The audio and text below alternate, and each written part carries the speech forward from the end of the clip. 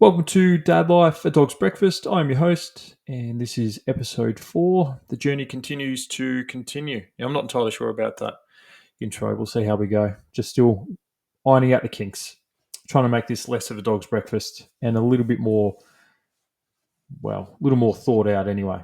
So, what we're going to go through today is development of the baby. Now, this is just a generic look at it because I'm not entirely sure if this is exactly what's happening right now for my little fella, but it's just a generic thing for all of us to understand what's going on.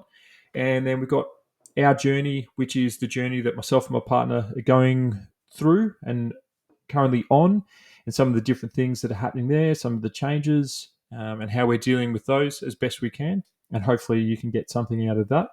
And then we've got feeling the feelings. I still haven't found a better word for it. So that's what we're going with, feeling the feelings, which is me just talking about how I'm dealing with things, and hopefully as upcoming fathers, you can get something out of that as well, which would be really cool.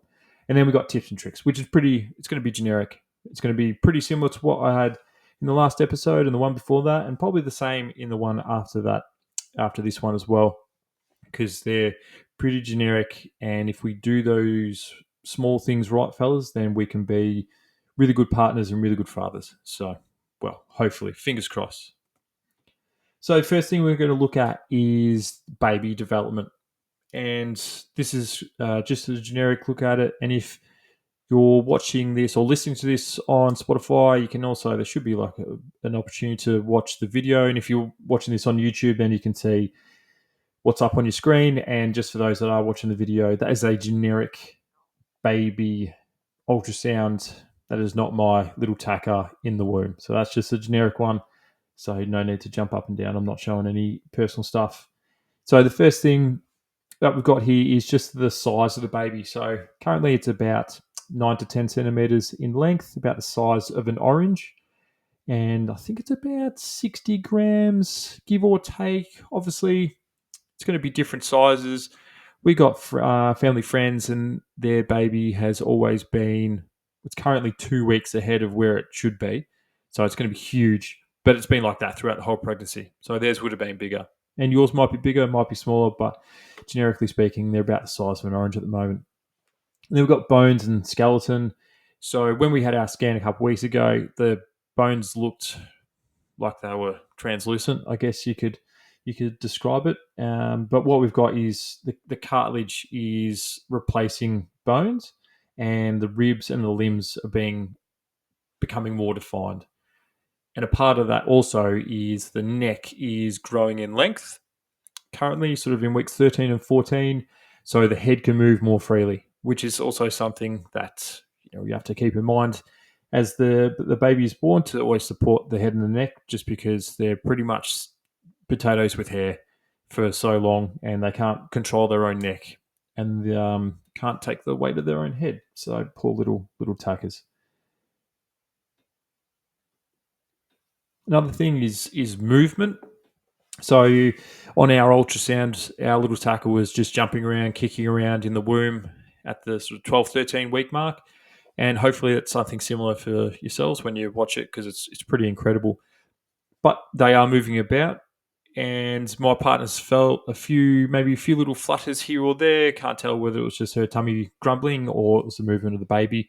But your partner might be feeling something similar as well. We won't be able to feel the movement, not for a few weeks, a few good weeks still.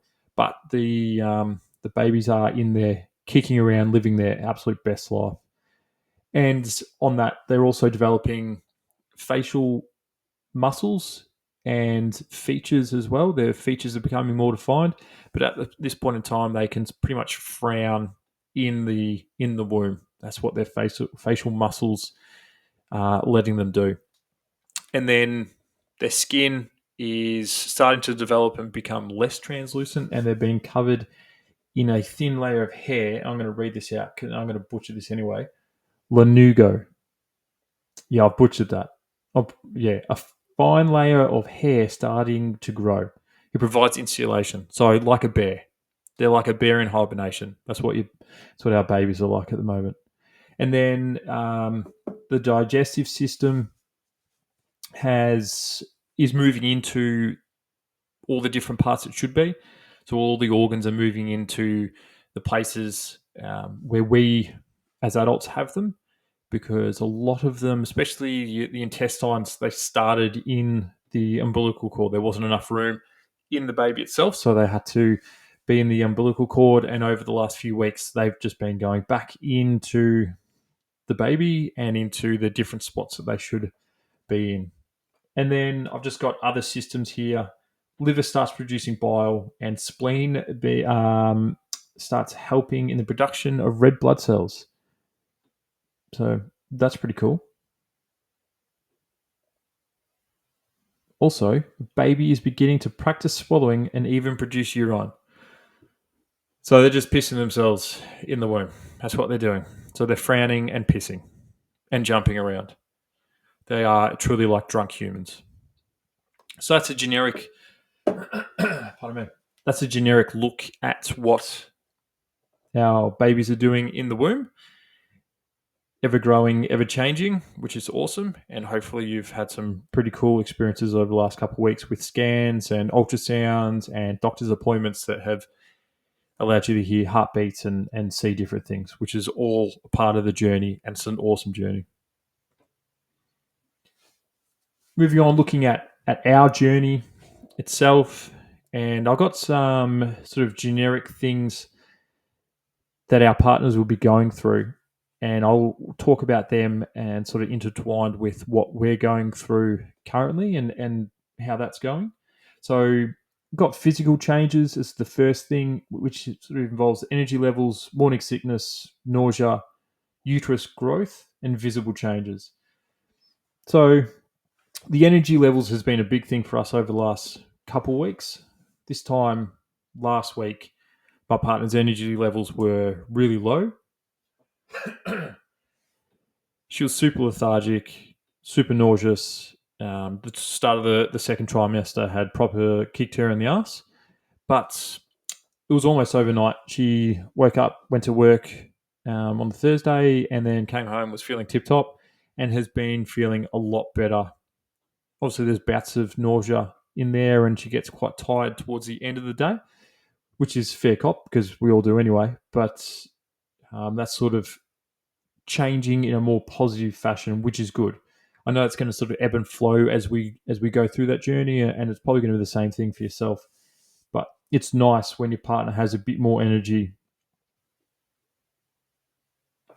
And then on that, you sort of got the uterus growth, which is always growing. I think it grows by a centimeter each week of the pregnancy. So it's ever expanding, and that flows into the physical and sort of the visible changes as well. It's sort of we're moving past that point where it looks like our partner has sort of let themselves go, for lack of a better term. It's quite a crude way to describe it, but we understand what that is. So anyway, we'll move on. But it's now where partners are looking more and more like they're pregnant and less of just they're bloated from a big lunch or something like that, which is cool. It's cool for them to sort of move past that point, and be obviously pregnant. It makes them feel a little bit better about themselves and feel better in their own skin, which is sort of moving into the emotional and psychological changes, but we'll get there. We've got hormonal changes. We've got hormonal changes now, and we're looking at estrogen and I'm going to butcher this, progesterone levels and breast development.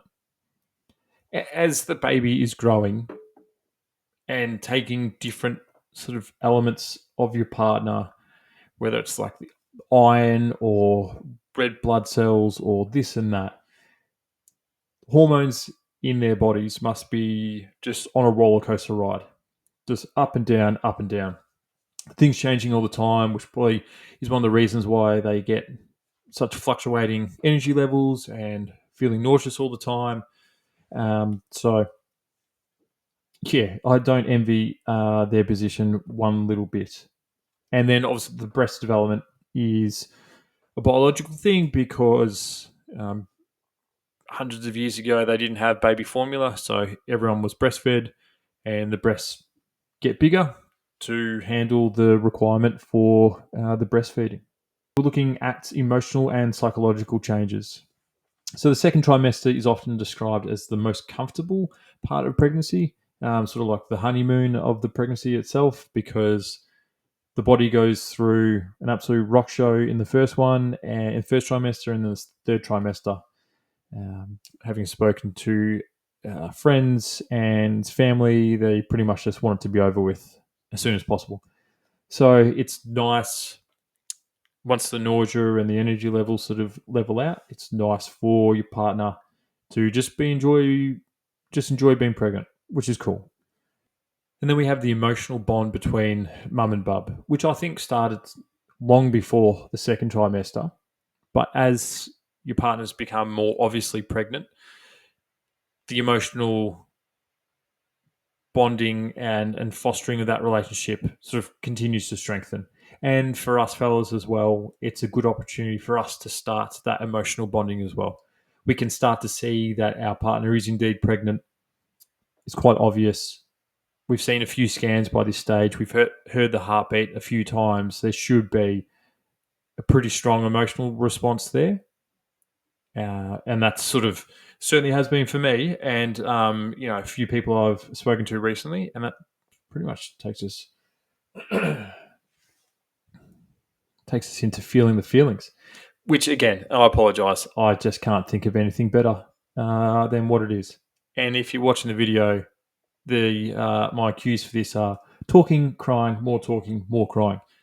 So it's been really good talking to people, especially people at work. There's a lot of dads at work, both with young kids and older kids, a bit more seasoned dads.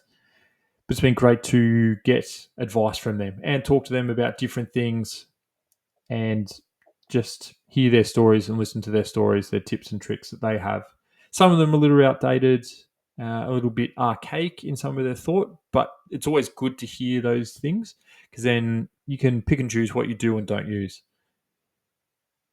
One of the best things about talking to people at work, given there's so many that are around my age and either on a very similar path, i.e., their partners are pregnant now or their partners have just given birth.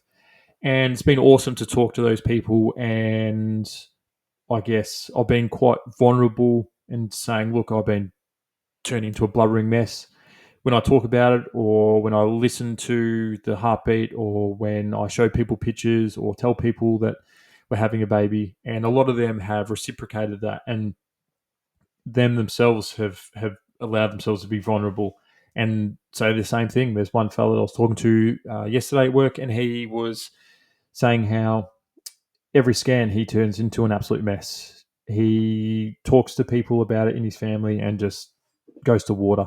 And he's already conceded that he's going to turn into an absolute blubbering mess when his baby's born. And I'm the same. I feel like it's going to be such a huge thing, such a life changing, in the most positive fashion, a life changing experience that I don't see how it's going to go any other way apart from me being a blubbering mess. But a really cool thing and a sweet thing that we had was one of the older guys in the office who has an 18-year-old son. He came over and said when his son was born, 18 years ago, he had the exact same experience. So there's probably a whole bunch of people in your lives that carry on like big tough guys, but when they did have their kids, they were vulnerable and emotional, which is awesome. It was really cool of the that other co-worker to come over and say that and sort of validate our feelings, and not that we were feeling like they weren't validated, or feeling like we were lesser because we were openly talking about this in the office. But it was really cool to have someone like that come over and just be like, hey, that's a normal thing. Don't think ill of it. Don't think poor of yourselves or anything like that. Not that we were, but it was really cool to have someone come over and sort of share his story and his feelings and a bit of his journey as well. And I encourage you to talk to those around you. Maybe you're close to them, maybe you're not. Maybe it's a good chance to get some advice and build a friendship with someone. Just asking for their tips and tricks on being a dad and being a parent, especially as times are changing, and they're always changing at the moment. as we delve headfirst into 2025. So it's a good chance to sort of understand who you want to be as a partner and a dad. And moving on to tips and tricks, I think it's going to be a pretty short one actually. But moving on to tips and tricks, always look after yourself, gents. That's such a big thing. You need to, not just the physical or the social, but the emotional and the psychological as well, because it is such a huge thing. And with it comes massive life changes in all sorts of walks of life. The fellow I was talking to yesterday at work about things, he's having to change his work and move from working in the city to a sort of slightly regional country town. It's a big country town, but he's having to do that because that's where he's going to be moving to and living, and he can't do the commute into work, even though he loves working where he does. And he's pretty sad about that. But then he also thinks about the reasons why he's doing that, and living 10 minutes from work as opposed to 90 minutes from work will change everything for him. He'll be, in years to come, he'll be dropping his kids off at school and being able to pick them up, which is a huge thing. And he's not missing out on hours each day. He's only, 10 minutes down the road. So look after yourself in those regards as well, and talk about them. And maybe it's to friends, maybe it's to family, maybe it's to a professional. But the having a kid clearly changes things outside of just that sort of immediate additional family member. You might be having to change work locations or the place where you live, and that can have a profound effect on you and your partner and those around you. So make sure that you do seek sort of support in those instances. You might be having a super chilled one where you don't have to move at all and you know exactly what's going to be happening, and then, good on you. I wish that was the case for everyone. It would make it a lot simpler, but it's not always. So make sure you look after yourself. And then look after your partner. If your partner wants to sleep, let them sleep. If they want to eat, let them eat. Go out and get them food. If they've got a random craving, then off to the shops you pop and indulge them and get a little bit for yourself as well.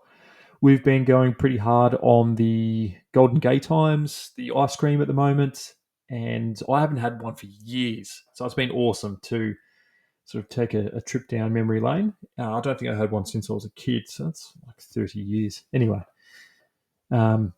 yeah, so look after your partner. It's such a huge thing. Just small things as well. A foot rub here and there, getting them water, making them a tea, just those small things. They have a huge and profound impact on your partner, on your partner's sort of psyche, how they're feeling about you, how they're feeling about themselves.